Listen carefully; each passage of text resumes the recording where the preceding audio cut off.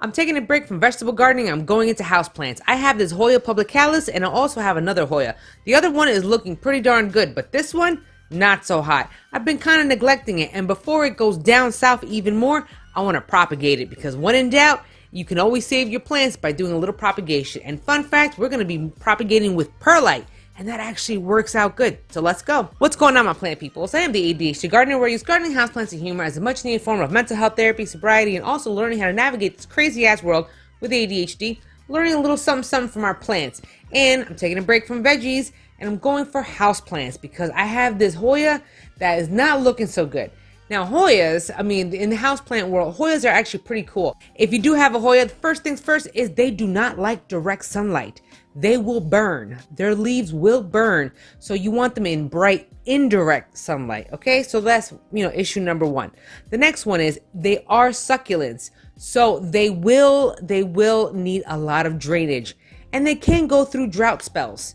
But you will tell if they do need water because the leaves will look kind of thin and they'll look kind of wrinkly. So if we are going to take a cutting, see this right here? This is kind of like on a little lonely little leg by itself. This is where I'm going to be cutting it from, and we can try to make more of these little propagations. I can get a whole new plant from this because notice that there's a long gap in between any new leaf growth. So this is where I'm going to cut it for, right there. Cutting right here. We also have a cutting right over here. Notice the new leaf right there is a lighter color, but that's okay. It will continue to grow. Now I am kind of sad because I do want to take off these bottom leaves. At least I'm gonna probably yeah, it is. I'm gonna have to cut off. I'm kind of sad about that, but that's okay. It will grow a lot of roots and it will continue growing because as you see here on the top of this, you will definitely get more leaves out of this bad boy. So I'm very, very hopeful. This one is like in a cactus mix, okay? Notice this is soil, but it's heavy in perlite. Very heavy. There is no drainage in this one either, but this is why we're always being careful. And being that this is a succulent, it does not need a lot of water. You don't have to water it often. But when you do water it, you have to like kind of fill it up. So I kind of fill it up right around here, let it soak up, and then I let that sucker dry out completely. And it works out well because look at my new leaf. Alright, I am kind of sad about this. I am kind of sad. However, there is a new leaf here and there's a new smaller leaf coming. So I know this will definitely grow roots. So I'm just gonna, oh God, I'm gonna pull that off. Oh, that makes me sad. Oh, that makes me so sad. That's okay. Alright, the secret to this is root hormone powder. I'm going as far as all the way to the top with the root hormone powder because I've noticed in those previous cuttings right over there that this is exactly where some of the roots were growing out of. So not only there from those nodes that I took off those leaves, but also right up there. So I covered this whole entire thing.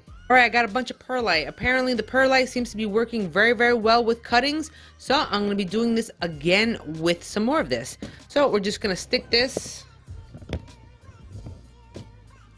So we're just going to stick this directly into your moist perlite.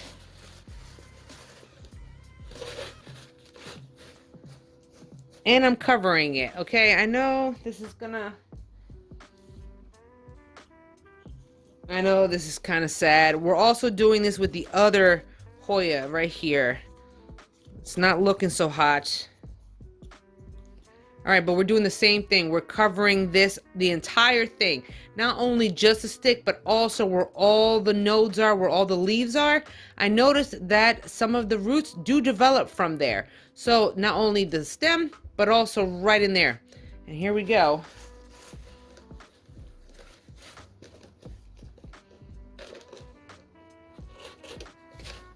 Same thing with this.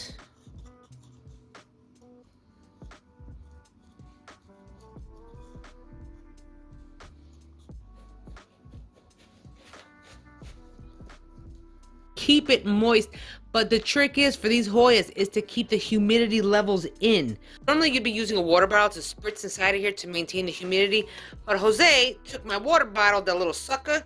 So what I'm going to do is just kind of drip some water in here. It's not the same as misting, but once I find that water bottle from that, but cover it. This is going to be all right. You'll notice the humidity level starting to start up. Now what I did was just kind of like wrap this with some type of twine or rubber band to keep and maintain, even tape it if you need to. All right, and just gonna leave this covered, and you're gonna leave it covered for like 2-3 weeks. It takes a very long time. Lots and lots of patience. I know. You know how long it took me? My goodness, this took me at least 3 weeks.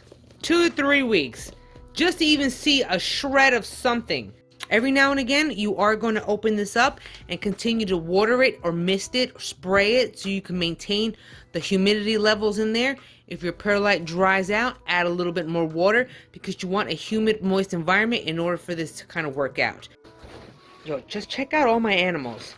I got Ramen right there, Chip right there, got Peanut right there.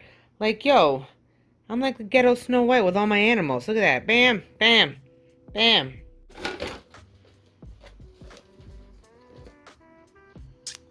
Hey, look at those roots. These roots are covered in the perlite, so I'm just going to leave that alone. I'm not going to wash it off. I mean, you could rinse it off, but I'm not going to mess with it. It's already just doing just fine the way it is, so I'm just going to add it into a heavy perlite area. It seems to have worked out here in the propagation cutting, and I'm going to keep it that way. Look at that. I'm not putting this Hoya into the heavy perlite one. I'm going to put this one in just a heavier orchid bark one and see how well that one does. But, you know, the perlite that's on here is going to stay. What I love about this is that orchid bark actually does work out pretty well for Hoyas. So I'm just going to be experimenting a little bit to see which one, you know, does the best. But so far, I'm kind of happy with all of these mixes that I have because I know that all of them are going to work. And this Hoya right here is going into a separate container by itself because this is the other Hoya, the Hoya Chelsea. And the roots are really up on top, on the top one. I was surprised that nothing grew on the bottom, even though a little root was growing right there. But that means I can actually cut off part of this so I can just, you know, put it deeper down into the container and see how well that works. But overall, I'm very excited about this one. This one here has a lot of soil, but that soil in itself has a lot of perlite in it. But there is orchid bark in here, so there's a little bit of a mixture of 3 different type of mediums in here. I am going to add a little bit more of soil. This soil is still heavy on the perlite, so I am just going to drop a little bit more of that. This is kind of dry. However, the moisture from the perlite and also from the orchid bark will keep it moist because that orchid bark stays moist once you like let that soak in a little bit. So that is going to be going. Okay, let's move that over a little bit. Same thing with this. Gotta love those roots, man. Oh my goodness. Look at that. Oh, it's really a lot perlite. So it's like what, 50% soil, 50% perlite. But I'm banking on the moisture. Actually gonna add a little bit more perlite right in there just to maintain that moisture. You'd be surprised. Perlite works as a great medium for cutting. And sometimes, you know what? I'm surprised I didn't get any algae either. So that was surprising. All right, we're gonna stick that little bad boy in. Oh, how cute. All right, there we go. As we say in Spanish, pa bonito, just for pretty. You know, I mean, you can use the orchid bark if you want to cover up the perlite, because perlite is not exactly the most attractive looking, you know what I mean? But if you like the perlite, then hey, go for it. But I kind of like the natural woody look of the orchid bark. See, look, there we go. That's kind of pretty. I like that. That was a great experiment. So that means next time I just got to figure out what the heck else can I cut. I like propagating. It's fun. Besides, I was bored. And when you get bored, oh my gosh, you start cutting a bunch of stuff and start cutting a bunch of plants and experimenting with them. So, kind of worked out. Let me know down in the comments below. Have you tried propagating Hoyas before?